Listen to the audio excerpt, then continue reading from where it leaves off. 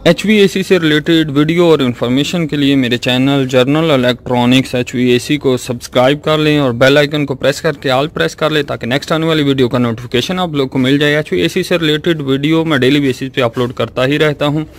और अगर गाइज आपने मुख्तलिफ़ किस्म के ACO की वीडियो देखनी हो तो मेरे चैनल की प्लेलिस्ट में जाएँ और यहाँ पे बहुत सारे आइकन बने हुए हैं मुख्तलिफ़ एयर कंडीशन के, तो वहाँ पे आपको बहुत सारी वीडियो मिल जाएंगी। यानी कि आपने अगर स्प्लिट यूनिट की वीडियो देखनी है, अब चैनल की प्लेलिस्ट में जाएं, यहाँ पे स्प्लिट यूनिट का आइकन बना हुआ है, उस आइकन में जाएं और आपको इस आइकन में सिर्फ स्प्लिट यूनिट से रिलेटेड बहुत सारी वीडियो मिल जाएंगी। इसी तरह अगर आपने चिलर्स की वीडियो देखनी है तो आप प्लेलिस्ट में चिलर वाले आइकन में जाएं और यहाँ पे आपको सिर्फ चिलर से रिलेटेड बहुत सारी वीडियो मिल जाएंगी। इस तरह प्लेलिस्ट में और बहुत सारे आइकन बने हुए हैं जैसा कि split unit, duct split unit, fan coil unit, fresh air handling unit, air handling unit, chillers, इस तरह और भी। तो आपने जिस भी किस्म की वीडियो देखनी हो चैनल की प्लेलिस्ट में जाके आइकन में जाके देख सकते हैं। अस्सलाम वालेकुम गाइज, मैं हूं रिजवान। गाइज ये एक रोटरी कंप्रेसर है जो हम एक जगह में रिप्लेस करने के लिए आए हैं। वहां पे एक कंप्रेसर में प्रॉब्लम है तो उसकी जगह हम ये कंप्रेसर लगाएंगे। इस पे कॉमन रनिंग स्टार्टिंग कहीं भी लिखी नहीं हुई, तो लड़का हमारे साथ एक लड़का है, उसने बोला है सर मुझे बताएं कि किस तरह हम इसकी कॉमन रनिंग स्टार्टिंग ट्रेस कर सकते हैं। तो चलिए आप लोग के साथ भी वीडियो शेयर करेंगे कि किस तरह हम 1 मिनट के अंदर अंदर कॉमन रनिंग स्टार्टिंग ट्रेस कर सकते हैं। और ये कंप्रेसर यहाँ पे हमने रिप्लेस करना है, इस आउटडोर में लगाना है, वो भी मुकम्मल वीडियो आप लोग के साथ शेयर करेंगे, मुकम्मल प्रैक्टिकल वीडियो आप लोग के साथ शेयर करेंगे, किस तरह इसको लगाएंगे, गैस डालेंगे, पूरी मुकम्मल प्रैक्टिकल वीडियो आप लोग के साथ शेयर करेंगे। चलिए सबसे पहले हम इसकी कॉमन रनिंग स्टार्टिंग ट्रेस कर लेते हैं कि 1 मिनट के अंदर अंदर हम किस तरह कॉमन रनिंग स्टार्टिंग ट्रेस कर सकते हैं। मीटर को हमने डायोड पे रख लिया है, जहां पे बेल बजती है, ओम पे रख के भी चेक कर सकते हैं। अभी हमने डायोड पे रखा हुआ है। मीटर की एक बार एक टर्मिनल को लगा ली, दूसरी बार दूसरे टर्मिनल को लगा लेंगे और इसकी डिस्टेंस देखेंगे कि मीटर पे कितनी डिस्टेंस आ रही है।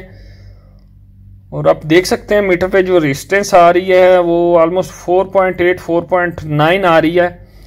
अब एक वायर जो है मीटर की वो चेंज करेंगे, दूसरे टर्मिनल पे लगाएंगे और रेजिस्टेंस चेक करेंगे कितनी आ रही है। तो अब दूसरे टर्मिनल पे जो रेजिस्टेंस आ रही है वो 1.8 ऑलमोस्ट 1.5 आ रही है। तो अब एक जो टर्मिनल रह गया उसके साथ वायर लगा लेंगे, यानी 3 टर्मिनल को बारी बारी हमने आपस में दो टर्मिनल को चेक करना है। तो इसमें जो आ रही है वो 3.3 आ रही है। तो सबसे ज्यादा रेजिस्टेंस जो है वो 2 पॉइंट में आ रही है। जिन 2 पॉइंट में सबसे ज्यादा रेजिस्टेंस आए वो आपकी रनिंग और स्टार्टिंग होगी, और जो एक बच जाएगा पॉइंट, अब कौन सी रनिंग स्टार्टिंग है वो हमको मालूम नहीं है, इसलिए जो एक पॉइंट बच जाएगा वो कॉमन का पॉइंट है, वो 100% श्योर है कि वो कॉमन का पॉइंट है। यानी जो 2 पॉइंट में सबसे ज्यादा रेजिस्टेंस है वो रनिंग स्टार्टिंग है, एक पॉइंट बच गया वो कॉमन का पॉइंट है। अब कॉमन के पॉइंट पे हमने एक लीड लगा देनी है, वो हमने रेड वायर जो है कॉमन के पॉइंट पे लगा दी है। अब बाकी जो 2 पॉइंट रह गए बारी बारी इनको चेक करेंगे। इसमें 3.3 है और दूसरे में लगा लेंगे, इसमें 2 पॉइंट है, 1 पॉइंट शायद पहले 5 आई थी, 1.7। तो यानी जिसमें अब एक पॉइंट कॉमन का लगा रहने देना है, दूसरी वायर को चेंज करना है, कॉमन वाली वायर को चेंज नहीं करना।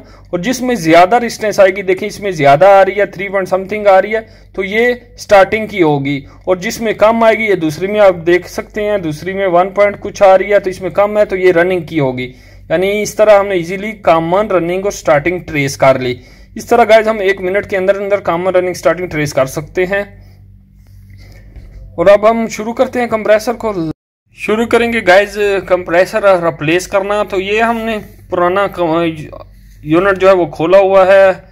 ये इसमें हमने कुछ दिन पहले चेक किया था कि कंप्रेसर का ऑयल जो है वो सारा निकल गया था, कंप्रेसर का ऑयल जो लीक हो गया था, या आप लोग देख सकते हैं ये ऑयल जो है कंप्रेसर का पूरा ऑयल निकल चुका है।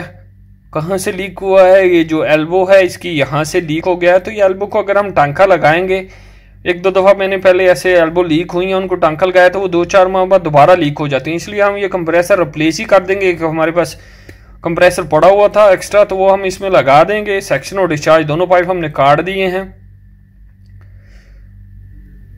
और सान्यू कंपनी का ये यूनिट है, आउटडोर है, स्प्लिट यूनिट का आउटडोर है, 2 टन का स्प्लिट यूनिट है। कंप्रेसर रिप्लेस करने के लिए हम लोग आए हैं।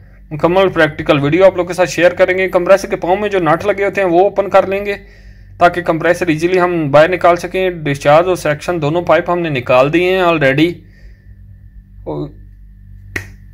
ये बिल्कुल एक बिल्डिंग की बालकोनी में लगा हुआ है। ये बाहर का व्यू आप देख सकते हैं। कंप्रेसर पुराना जो है इसको बाहर, गाइस ये पुराना कंप्रेसर हम लोग बाहर निकाल लेंगे ताकि हम जो दूसरा हमारे पास कंप्रेसर पड़ा हुआ है वो इसमें लगा सकें।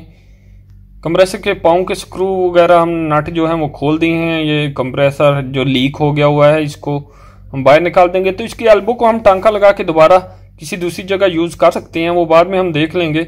गाइस जो हमारे साथ नए हैं उनसे रिक्वेस्ट है कि चैनल को सब्सक्राइब कर लें और बेल आइकन को प्रेस करके ऑल जरूर प्रेस कर लें ताकि नेक्स्ट आने वाली वीडियो का नोटिफिकेशन आप लोग को मिल जाए। और HVAC से रिलेटेड वीडियो हम डेली बेसिस पे अपलोड कर रहे हैं।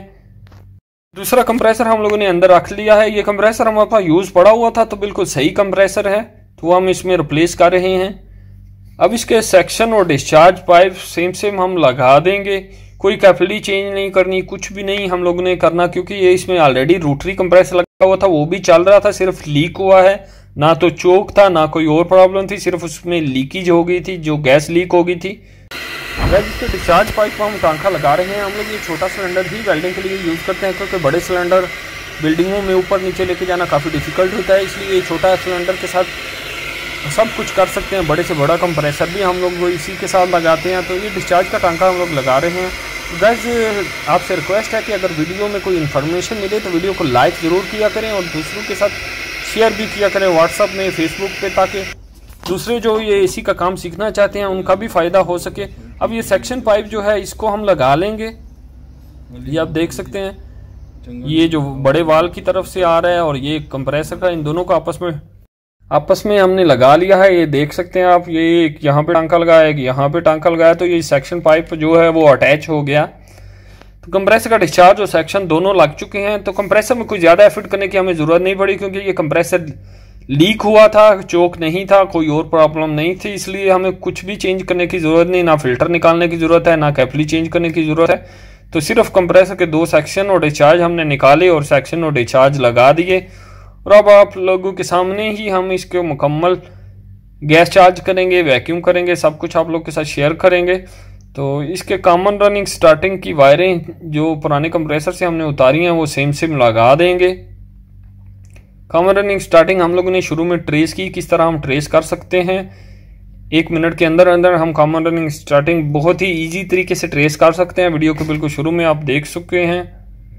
तो ये कॉमन रनिंग स्टार्टिंग लग चुकी है। अब इसको मैं लड़के को बोलूँगा कि वैक्यूम कर दे और थोड़ी गैस डाले और बाद में इसमें स्टार्ट करेंगे और गैस चार्ज करेंगे, क्योंकि इसके 2 ही टांके थे वो ऑलरेडी लग चुके हैं और कोई टांका नहीं है। और गाइस चैनल को सब्सक्राइब कर लें, क्योंकि HVAC से रिलेटेड वीडियो हम लोग डेली बेसिस पे अपलोड कर रहे हैं। ये बाहर का व्यू है, बिल्कुल बालकोनी में आउटडोर लगा हुआ है, ये आप देख सकते हैं। काफ़ी गर्मी हो चुकी है इस टाइम। तो गाइस इसको वैक्यूम पे लगा देंगे। गाइस लड़की ने वैक्यूम करके इसमें थोड़ी गैस चार्ज कर दी है। यूनिट को अब मैं ऑन करूंगा, आप देख सकते हैं ऑलमोस्ट 160 R22 है इसमें, तो R22 का प्रेशर 150 तक होता है। तो जो बाहर का टेम्परेचर है वो ज़्यादा है, इसलिए ये 160 तक चला गया है। टेम्परेचर कम होगा तो ये नीचे भी चला जाता है, कोई एग्जैक्ट स्टैंडिंग प्रेशर नहीं होता, टेम्परेचर के साथ अप डाउन होता रहता है। तो कवर वगैरह इसके लगा लेते हैं और इसमें इसको ऑन करेंगे और इसमें गैस चार्ज करेंगे। कवर लटका लगा रहा है। गैस यूनिट हमारा स्टार्ट हो चुका है, आप देख सकते हैं गैस हमने चार्ज करनी शुरू कर दी है, बल्कि गैस जा रही थी पहले ही। बंद करके एक दफ़ा देख लेते हैं, काफ़ी चार्ज हो चुकी थी। तो इसमें ऑलमोस्ट अभी गैस काफ़ी कम है, 10-12 पॉइंट है, क्योंकि सिलेंडर सीधा रख के ही हमने गैस डाली है, लिक्विड नहीं डाला। अब इसमें गैस डालते जाएंगे, चार्ज करेंगे मुकम्मल जितनी चाहिए। गैस सेक्शन पाइप हम लोग देखते रहे हैं, तो जहाँ पे हमारा सेक्शन पाइप चिल हुआ है हमने गैस को बंद कर दिया है।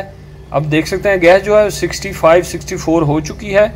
तो गैस हमारी वो जो है मुकम्मल चार्ज हो चुकी है। ये नहीं कि आपने लाजिम 65 चार्ज करनी है, ये प्रेशर 60 तक भी हो सकता है, 70 तक भी हो सकता है, 75 तक भी हो सकता है, 60 से डाउन भी हो सकता है। अगर आपका अंदर वेपोरेटर और ब्लोअर या फिल्टर गंदे होंगे तो ये प्रेशर लो होगा। आप देख सकते हैं अच्छी ह्यूमिडिटी सेक्शन पाइप पे आ चुकी है, अच्छा ठंडा हो चुका है। तो गाइस वीडियो अच्छी लगे तो लाइक ज़रूर किया करें और दूसरों के साथ शेयर भी किया करें, ताकि जो लोग काम सीखना चाहते हैं इसी का, या जिन लोगों को कुछ इन्फॉर्मेशन नहीं है, जिन लोगों को इन्फॉर्मेशन चाहिए, उन लोग के साथ फेसबुक में, व्हाट्सएप में वीडियो को शेयर भी किया करें ताकि दूसरों का भी फ़ायदा हो सके, और वीडियो को लाइक ज़रूर किया करें।